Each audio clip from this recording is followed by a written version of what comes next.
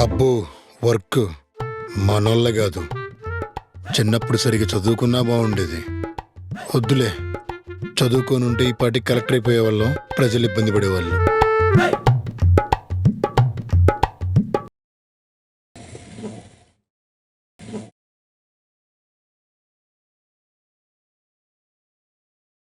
Bro, చెప్పు bro. నువ్వు ఒక తప్పు చేసావు అనుకో బ్రో. హ?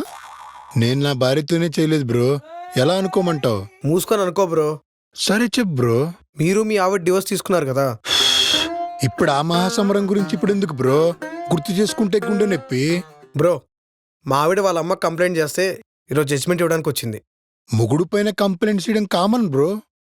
షాకింగ్ ఏంటంటే నన్ను ఒక మాట అనకుండా కూతురికి బుద్ధి చెప్పింది. అయినా ఇలాంటి రోజుల్లో గుండు సూదంత గొడవకే రాజమౌళి కత్తంత గొడవ పెట్టుకుంటున్నారు. అయినా మా అత్తమ్మ చాలా గ్రేట్ బ్రో.